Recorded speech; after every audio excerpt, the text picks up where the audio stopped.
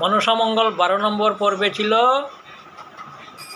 লৌহ তন্দুল নিয়ে বেহুলা রন্ধন করতে গিয়েছে। 12 নম্বরও নয়, ভুল হয়েছে, 13 নম্বরে। আজকে 14 নম্বর পর্বে লৌহ তন্দুল রন্ধন করে বেহুলা নিয়ে এসেছি। বেহুলা বলছে, এই নাও মা, লৌহ কলাই রন্ধন করে নিয়ে এসেছি। মায়ের হাতে দিল। কমলা তখন সেই রন্ধন করা তন্দুলটা শাহরাজার হাতে দিলেন। শাহরাজা পণ্ডিতকে দিয়ে বলছেন, এই নিন পণ্ডিত মশাই। পণ্ডিত মশাই হাতে নিয়ে ভালো করে সেটা দেখলেন, দেখলেন কি সুন্দর রান্না হয়েছে। তখন পণ্ডিত বলছেন, বাহ বাহ, কি সুন্দর রান্না হয়েছে মা বেহুলা, তুমি পরীক্ষায় উত্তীর্ণ হয়েছ মা, সত্যি সত্যি তুমি মহাসতী। শাহরাজাকে বলছেন, তবে আর বিলম্ব করার কোনো প্রয়োজন নেই মহারাজ। আগামী 3রা বৈশাখ শুভ বিবাহের দিন, ওই দিনটিতে আমরা বর নিয়ে যাত্রা করব। আপনি কি বলেন? শাহরাজা বলছেন, ঠিক আছে, আপনি যা বলবেন সেটাই হবে। এই বলে পণ্ডিত মশাই চলে গেলেন। কমলা তখন কেঁদে কেঁদে বলছে, কাঁপেছে আমার হিয়া, বেহুলাকে দিতে বিয়া, কাঁপেছে আমার হিয়া, বেহুলাকে দিতে বিয়া,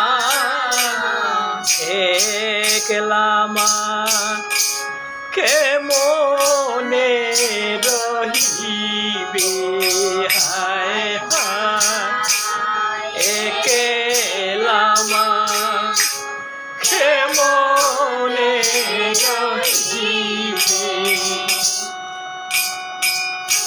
বেহুলা ক্রন্দন করছে, কমলাও ক্রন্দন করছে। বালিকা বেহুলা মোর কি করিবে স্বামীর ঘর, বালিকা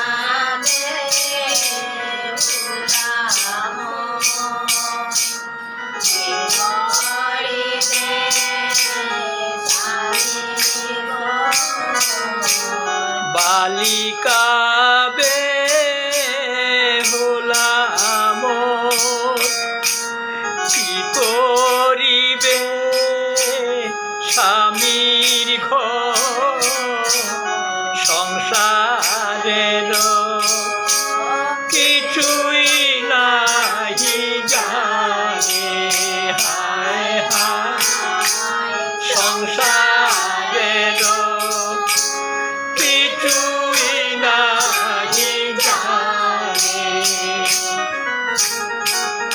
শাহরাজা বলছে, কাঁদিস নে মা, কাঁদিস নে।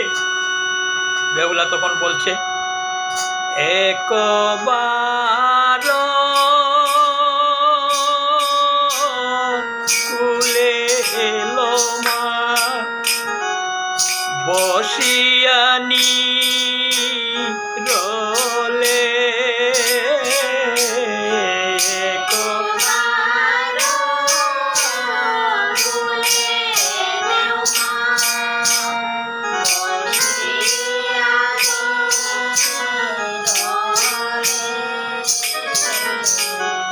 একবার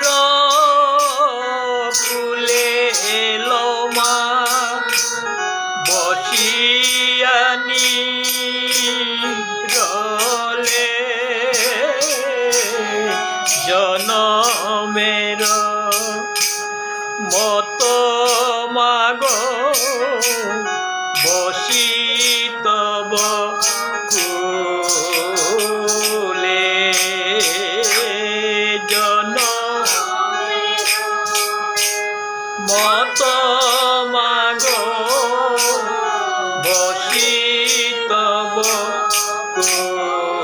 কোলে। শাহরাজা এবং কমলা উভয়ে কেঁদে কেঁদে বেহুলাকে জড়িয়ে ধরল এবং তাকে নিয়ে অন্তঃপুরে চলে গেল। আজ এই পর্যন্ত। পরের কাহিনী পরের ভিডিওতে আপনাদের শোনাবো। জয় মা মনসা। জয় মা।